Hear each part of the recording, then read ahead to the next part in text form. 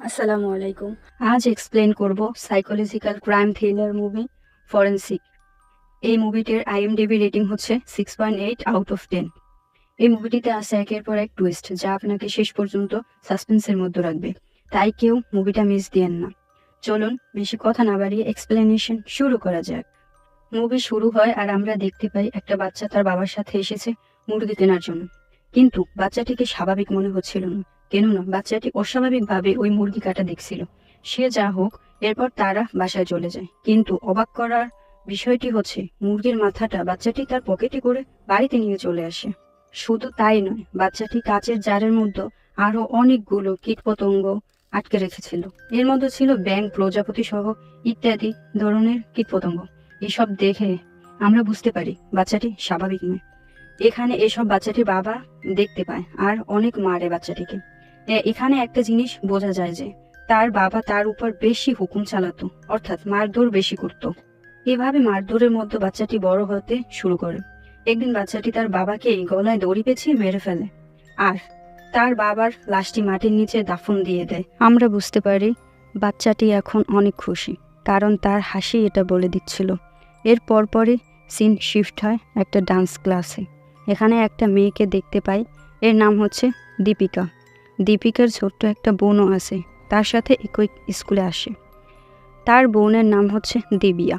দিবিয়া তার বোনকে এক জায়গায় দাঁড় করিয়ে রেখে যায় একটা বন্ধুর সাথে দেখা করার জন্য, কিন্তু কিছুক্ষণের মধ্যে তার বোন একা একা বাইরের দিকে চলে যায়।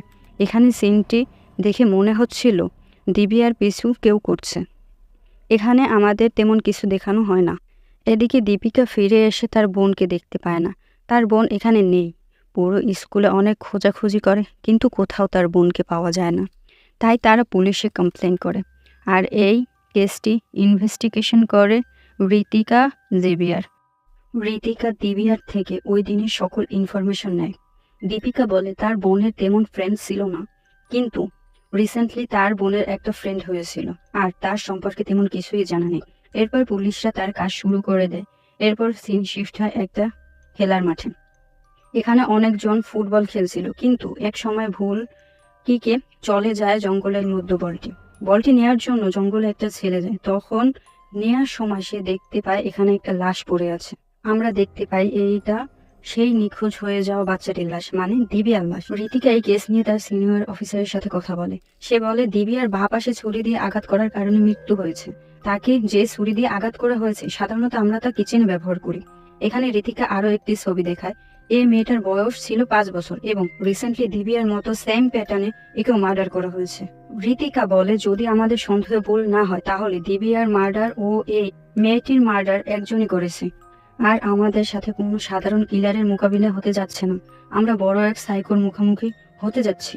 ঋতিকা জানায় তার এই কেসটি ইনভেস্টিগেশন করার জন্য ফরেনসিক থেকে একজন দক্ষ ডাক্তার প্রয়োজন। অফিসার জানায় তার জানা মতে মেডিকেলে একজন খুব ভালো দক্ষ ডাক্তার আছে, যার নাম স্যামুয়েল জন কার্টুকারেন। এই নাম শুনে ঋতিকাকে দেখে মনে হলো স্যামুয়েল জনের সাথে তার কোনো সম্পর্ক আছে। আচ্ছা, স্যামুয়েল জন কার্টুকারেন নামটা অনেক বড়, তাই আমরা শর্টকাটে তাকে স্যাম বলে ডাকবো। আর ঋতিকার সঙ্গে স্যামুয়েলের কি সম্পর্ক আছে তা আমরা সামনে জানতে পারবো। সিন শিফট হয় স্যামের কাছে।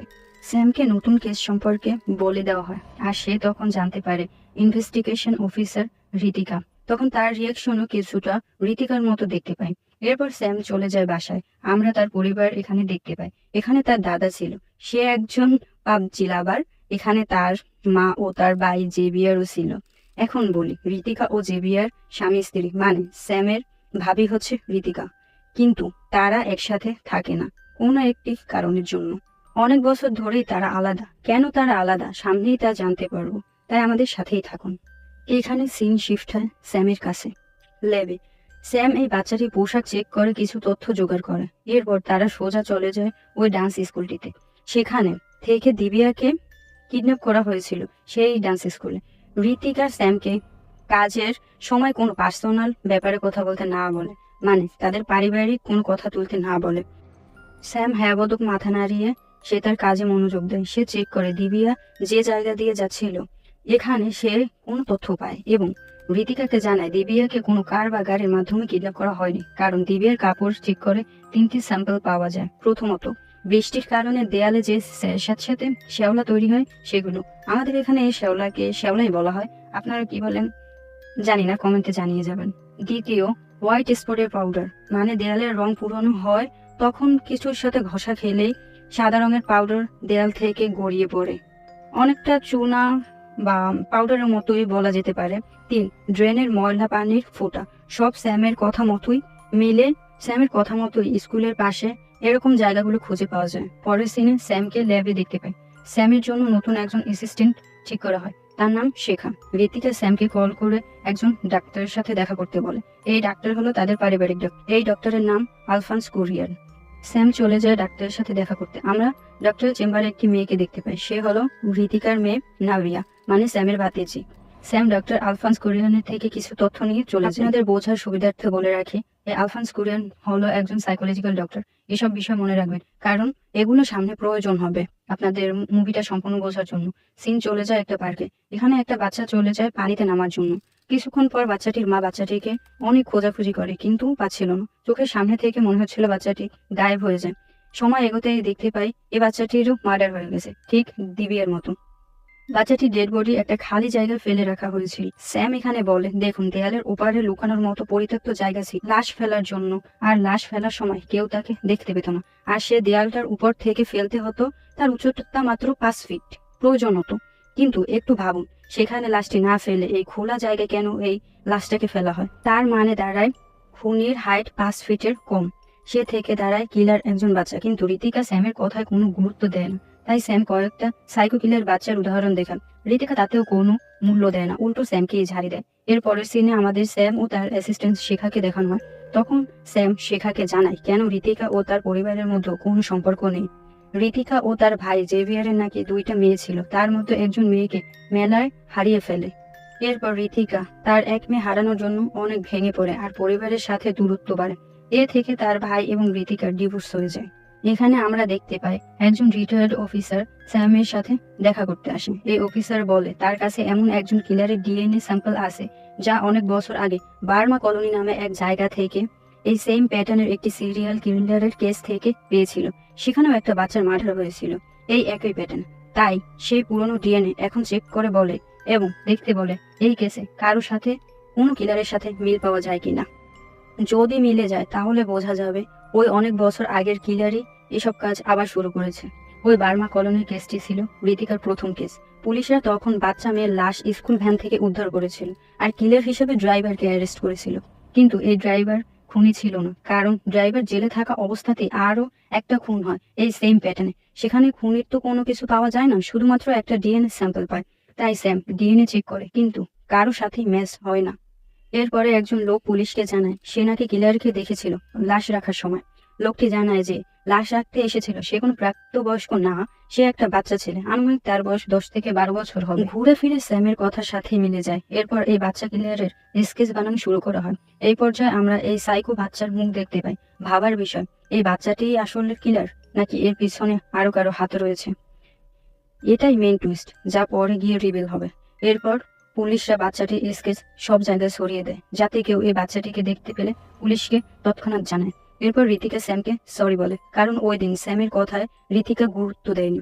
এরপর শেষ তার কথাই সত্যি হয়। পরের সিনে স্যাম যায় তার ভাইয়ের মেয়ের স্কুলে। এখানে স্যাম ও তার ভাতিজি অনেকক্ষণ গল্প করেন এবং স্যাম তার ভাই জেভিয়ার ও তার ভাতিজির কথা বলেন। অনেক বছর পরে বাবা ও মেয়ের কথা হয়। এর পরের সিনে আলফান্স কুরিয়ান ঋতিকাকে ডেকে পাঠায় এবং একটা ফাইল দেয় যার মধ্যে কিলার বাচ্চাটির ইনফরমেশন ছিল। ডক্টর বলে এই বাচ্চাকে কিছু বছর আগে তার কাছে নিয়ে আসা হয়, কারণ সে একজন সাইকোলজিস্ট। এই বাচ্চাটির মেন্টালি কিছু সমস্যা ছিল, কিন্তু ডক্টর তার ক্যান্সার রোগের জন্য গিয়েছিল দেশের বাইরে। তখন এই বাচ্চা থেরাপি করেছিল ডক্টর জয়কুমার কেনন নামে লোক। ডক্টর আলফান্স এখানে বলে তোমরা জয়কুমারের সাথে কথা বলো আর দেখো কোনো তথ্য পাও কিনা। এরপর ঋতিকা জয়কুমারের কাছে যায় বাচ্চাটির ব্যাপারে কথা বলার জন্য। জয়কুমার জানায় 5 বছর আগে তার কাছে বাচ্চাটিকে নিয়ে আসা হয়েছিল ট্রিটমেন্টের জন্য। বাচ্চাটি মাঠে খেলার সময় ছোট ঝামেলার কারণে 2 বন্ধুকে জানে মেরে ফেলে এই বয়সেই। তখন প্রথম আমি তাকে দেখি। অনেক দিন থেরাপির পর তার সাথে মিশতে পারি, সেও আস্তে আস্তে সুস্থ হতে শুরু করে। কিন্তু হঠাৎ একদিন লক্ষ্য করি তার ব্যবহার কেমন আগের মতো হতে শুরু করেছে। সেদিন সে পালিয়ে যায়। তারপর থেকে এখন পর্যন্ত তাকে আমি দেখিনি। সিন শিফট হয় হসপিটালে। এখানে একজন মহিলা তার বাচ্চাকে বসিয়ে রেখে রুগী দেখতে যায়। এগুলো লুকিয়ে দেখছিল সেই বাচ্চা কিলার। বলে রাখি, এই বাচ্চা কিলারের নাম ছিল রবিন। বাচ্চা মেয়েটি কিছুক্ষণ বসার পর মায়ের ব্যাগ থেকে টাকা নিয়ে যায় দোকানে চকলেট কেনার জন্য। চকলেট নিয়ে মেয়েটি তার জায়গায় আসে, কিন্তু তার মা সেখানে তাকে খুঁজে পায় না। এই সময়ের মধ্যে এই মেয়েটিও গায়েব। হাসপাতালের বাইরে ডাস্টবিনে চকলেটের খোসাটি পাওয়া যায়। এখানে সময়ের হিসাব করে বুঝতে পারে এটা ওই বাচ্চা মেয়েটারই চকলেট। এরপর ল্যাবে স্যাম চকলেটের র্যাপার চেক করে, সেখানে একজন না দুইজনের ফিঙ্গারপ্রিন্ট পাওয়া যায়। একজন হলো মেয়েটি, অন্যজন হলো কিলার। এরপরে ওই ফিঙ্গারপ্রিন্টের ডিএনএ এবং রবিনের ডিএনএ এর সাথে ম্যাচ করানো হয়, কিন্তু রবিনের সাথে ম্যাচ হয় না। এর মানে রবিন প্যাকেটটি রাখেনি। পরের সিনে রবিনকে দেখানো হয় রবিন ওই মিসিং বাচ্চা মেয়েটিকে নিয়ে জঙ্গলের মধ্যে পুরনো একটা গাড়ির মধ্যে রেখে বেরিয়ে যায়। এরপরে দেখতে পাই বাচ্চা মেয়েটিকে নিয়ে বের হয় নেয়না, মানে ঋতিকার মেয়ে। এর মানে কি নেয়নাই কিলার, নাকি এর পিছনে অন্য কেউ আছে? ল্যাবে দেখানো হয় অনেক বছর আগে বার্মা কলোনির কিলারের সাথে ম্যাচ হয়। অনেক বছর আগে সেই কিলার এখন আবার ফিরে এসেছে।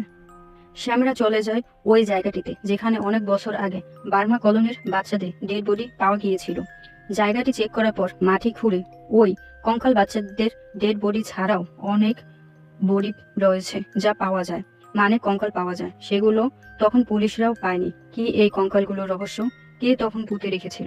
অন্যদিকে রবিনকে দেখতে পাই রবিন কানে কম শুনতো, তাই তার কানে একটা ব্লুটুথ ডিভাইস লাগানো ছিল। এই ডিভাইসের মাধ্যমে কিলার তাকে কন্ট্রোল করত। আর দেখতে পাই পিছনের গাড়িতে বসে আছে নায়না ও কিলার। এখানে কিলারের ফেস রিভিল করানো হয় না। নায়না কি আসলেও এই খুনির সাথে জড়িত, তা আমরা সামনেই জানতে পারবো। এদিকে ল্যাবে স্যাম অনেকজনের নামের তালিকা বের করে। ওই দিন হসপিটাল থেকে বাচ্চা মেয়েটি কিডন্যাপ হয়েছিল, তখন হসপিটালে কে কে ছিল তাদের সবার নামের লিস্ট। স্যামের প্ল্যান হলো হসপিটালে যারা ছিল তাদের ডিএনএ ওই কিলারের ডিএনএ এর সাথে ম্যাচ করানো হবে, যেটা কেউ জানবে না। তাদের নিজেদের নামও ছিল এই লিস্টে সবার সাথে কিলারের ডিএনএ ম্যাচ করানো হয়, কিন্তু কারোরটা ম্যাচ হয় না। এর মধ্যে পুলিশ রবিন নামে ছেলেটিকে ধরে ফেলে। তাকে সব খুন হওয়া বাচ্চা মেয়েদের ছবি দেখানো হয় এবং সে বলে তাদের সবাইকে সে একটা শয়তানের কাছে পাঠিয়ে দিয়েছে। এটা শুনে স্যাম বুঝে যায় রবিন এটা করেনি, বরং তার কানে যে ব্লুটুথ রয়েছে তার মাধ্যমে কেউ কন্ট্রোল করছে, তাকে দিয়ে অন্য কেউ এগুলো করাচ্ছে। রাতে রবিনকে যে সেলে রাখা হয় সেখানে ব্লুটুথের মাধ্যমে রবিনকে বলে সুইসাইড করে নিতে, এমনকি রবিন সুইসাইড করতে বাধ্য হয়। এরপর রবিনকে দেখি যে সুইসাইড করে নিয়েছে। স্যাম অনেক রাতে বাসার বাইরে ফোনে কথা বলতে বলতে বের হয়। তখন বাড়ির সামনে একটা গাড়ি থামানো দেখে। তখন সে গাড়ি চেক করতে যায়। তখন কেউ একজন তার মাথায় বাড়ি দিয়ে বেহুশ করে দেয়। আমরা দেখি এই হামলাকারী হলো সেই বার্মা কলোনিতে খুনি বলে যে ড্রাইভার অ্যারেস্ট করা হয় সেই ড্রাইভারটি। সে খুনি নয়, এটা বুঝতে পেরে সে 5 বছর আগেই তাকে ছেড়ে দেওয়া হয়েছিল। পরের সিনে দেখি ড্রাইভার স্যামকে সেই জঙ্গলে পুরনো গাড়ির মধ্যে বেঁধে রেখেছে। এখানে ড্রাইভার স্যামকে একটা ভিডিও দেখায় যাতে দেখা যায় নেয়না ওই গায়েব হওয়া মেয়েদের নিয়ে এই গাড়ি থেকে বের হচ্ছে। স্যাম এটা দেখে পুরোই শকড হয়ে যায়। ড্রাইভার জানায় এটা নায়নার বোন নাবিয়া, মেলায় সেই হারিয়ে যাওয়া নায়নার বোন নাবিয়া।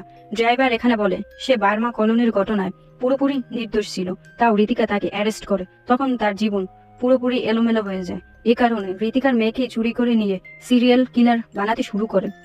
ড্রাইভারের কথার ফাঁকে স্যাম ড্রাইভারের উপর হামলা করে দেয়। এখানে তাদের মধ্যে একটা ফাইট হয়।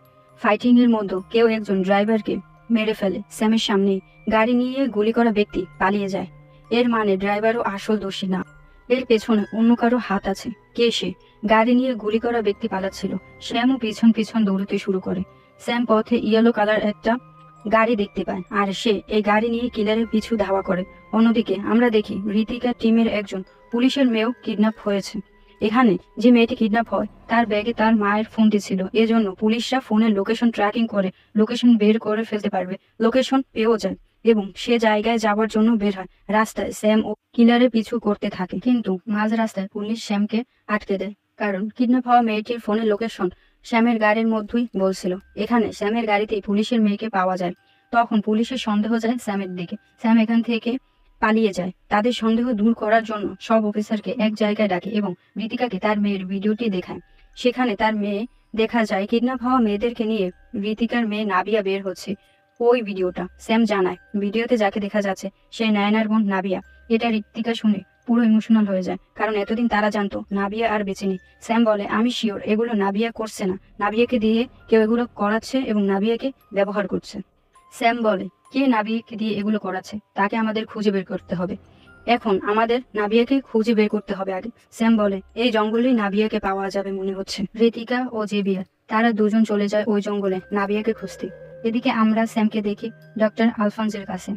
স্যাম ডক্টর আলফান্সকে বলে কিছু জরুরি কথা বলার আছে, তাকে এক জায়গায় যেতে হবে।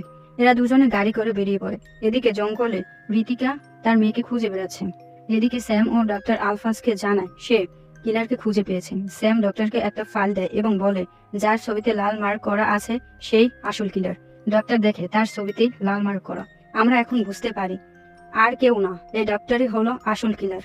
আর মুভি শুরুতে যে বাচ্চাটিকে দেখেছিলাম সেই হলো ডক্টর আলফান্স। এখানে ডক্টর আলফান্স তার অতীতের কথা বলে। সে বলে তার ওয়াইফ বাচ্চার জন্ম দিতে গিয়ে মারা যায়। তার আর বেঁচে থাকার মাত্র অবলম্বন হলো তার ছেলে। একদিন সে জানতে পারে সে নাকি ক্যান্সারে আক্রান্ত এবং লাস্ট স্টেজে ছিল। তার বাঁচার সম্ভাবনা ছিল খুবই কম। তখন তারা বার্মা কলোনিতে বসবাস করত, কিন্তু এখানে থাকা পরিবারগুলোতে একে অপরের প্রতি ভালোবাসা যে তার গায়ে কাটা দিত সে সহ্য করতে পারত না একদমই। কেননা সে তো আর বেশি দিন বাঁচবে না। এমন হিংসাত্মক মনোভাবের কারণে ছোটবেলায় সেই শয়তানি রূপটা তার ভেতরে আবার জেগে ওঠে। এখান থেকে বাচ্চাদের প্রতি তার একটা আলাদা রাগ জন্ম নেয়। এরপর থেকে বার্মা কলোনিতে একে একে সকল বাচ্চাদের মেরে ফেলতে শুরু করে। বাচ্চাদের মারার পর সে তার মাঝে এক আনন্দ অনুভব করত। এরপর বার্মা কলোনির বাহিরে বাচ্চাদেরকেও সে কিডন্যাপ করে এনে নাকি মেরে ফেলতো। তাকে তার ক্যান্সার চিকিৎসার ডাক্তার একদিন কল দিয়ে জানায় তার রোগ ঠিক হতে শুরু করেছে। ডাক্তার বলে এখন একটা বন মেরু প্লান্ট করার হলেই পুরো সুস্থ হয়ে যাবে। এজন্য সে খুবই খুশি ছিল। বার্মা কলোনিতে স্কুল বাসে ডেড বডিটা সে রেখেছিল। তখনই ঋতিকা স্কুল বাসের ড্রাইভারকে অ্যারেস্ট করেছিল। যখন তার ছেলে খবরে বার্মা কলোনির এই ঘটনা দেখে তার উপর সন্দেহ করে। আর তার ছেলে বাসার সকল জায়গা চেক করতে শুরু করে এবং তার ছেলে বুঝতে শুরু করে তার বাবাই আসল সিরিয়াল কিলার। ছেলেটি তাকে ভয় পেতে শুরু করে। সে তার ছেলেকে বোঝাতে চেষ্টা করে, কিন্তু দুর্ঘটনাবশত তার ছেলে বোতলে পা পিছলে ছাদ থেকে পড়ে মারা যায়। এখান থেকে তার মনে ঋতিকার জন্য অধিক রাগ সৃষ্টি হয়। আর সেই মেলা থেকে ঋতিকার একটা মেয়েকে কিডন্যাপ করেছিল। সে বাচ্চাটিকে মারেনি, বরং মেয়েটিকে সে একজন সিরিয়াল কিলার তৈরি করতে চেয়েছিল এবং তাই করে। তখন সে বাস ড্রাইভারের সন্ধান পায় এবং ওই রবিনের দুইজনেরই ব্রেন ওয়াশ করে উস্কিয়ে তার দলে নিয়ে নেয়। এদিকে জঙ্গলে ঋতিকা ও জেভিয়ার তার মেয়েকে এখনো খুঁজছিল। জেভিয়ার ড্রোনের সাহায্যে নাবিয়াকে লুকিয়ে রাখা জায়গাটি বের করে ফেলে। সেখান থেকে তারা তাদের মেয়েকে উদ্ধার করে। অন্যদিকে স্যাম সব কথা শুনে ডক্টর আলফান্সের থেকে খুবই রেগে যায়। তখন গাড়ির মধ্যে আলফান্স স্যামের উপর হামলা করেন। এখানে স্যামের গাড়ির কন্ট্রোল হারিয়ে ফেলে। এখানে তাদের অ্যাক্সিডেন্ট হয়। আমরা দেখি স্যাম সিট বেল্ট বেঁধে রাখার কারণে বেঁচে যায় এবং ডক্টর আলফান্স সিটকে বাইরে পড়ে যায় এবং গুরুতর আহত হয় এবং জায়গায় মারা যায়। এখানে স্যামের মাধ্যমে একটা ফ্ল্যাশব্যাক দেখতে পাই। আলফান্স কুরিয়ার সিট বেল্ট পরেছিল। স্যাম যখন দেখে গাড়ির কন্ট্রোল হারিয়ে ফেলেছে, অ্যাক্সিডেন্ট হবে, তখন স্যাম ডক্টর আলফান্সের সিট বেল্ট খুলে দেন, যার কারণে ডক্টর আলফান্স বাহিরে সিটকে পড়ে এবং সেখানেই মারা যায়। শেষে আমরা দেখতে পারি ঋতিকা ও জেভিয়ার মিলে যায়, তাদের ফ্যামিলি হ্যাপিলি একসাথে থাকতে শুরু করে। এই হ্যাপি এন্ডিং দিয়ে মুভিটা শেষ হয়। আপনাদের যদি আমার এক্সপ্লেন ভালো লাগে তাহলে সাবস্ক্রাইব করে আমার পাশেই থাকবেন।